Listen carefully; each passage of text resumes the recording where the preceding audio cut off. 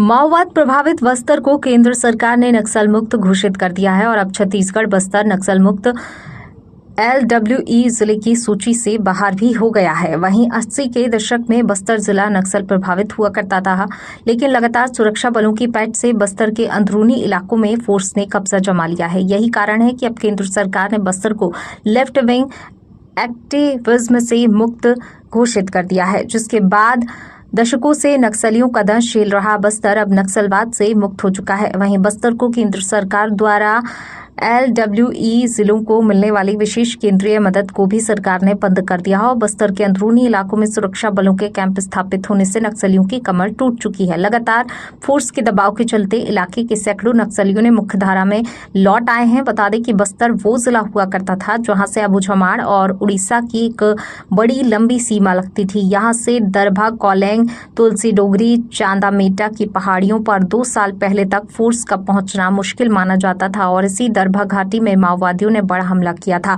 लेकिन केंद्र और राज्य सरकार के दृढ़ संकल्प से बस्तर के सभी इलाकों में विकास कर ग्रामीणों को सरकार से जोड़ा जा रहा है, जिससे ये इलाका पूरी तरह से नक्सल मुक्त हो चुका है। वहीं बस्तर IG ने बताया कि शासन की मंशा अनुसार लगातार काम किया जा रहा है और कोलेंग, चांदा मेटा जैसे घोर नक्सल इलाकों में विकास कर ग्रामीणों को लाभ दिया जा रहा है। ये वही इलाका है जहां कभी माओवादियों का सल्तनत हुआ करता था। लगातार सुरक्षा बलों के जवानों द्वारा चलाए जा रहे नक्सल मुक्त अभियान से अब बस्तर जिले के अंदरूनी इलाका विकास की गति में तेजी से बढ़ रहा है। अब बस्तर पर्यटन के रूप में जाना जाएगा।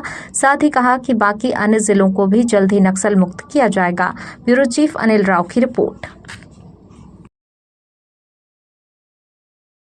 जिस तरीके से विगत कुछ समय से सुरक्षा बलों द्वारा शासन की मंशा अनुरूप, क्षेत्र की जनता की इच्छा अनुरूप बहुत बेहतरीन नक्सल विरोधी अभियान संचालित करते, उससे अनेक इलाकों को नक्सल आतंक से, नक्सल गतिविधि से हमने मुक्त कर दिया गया। शेष इलाकों में भी कार्रवाई लगातार जारी है।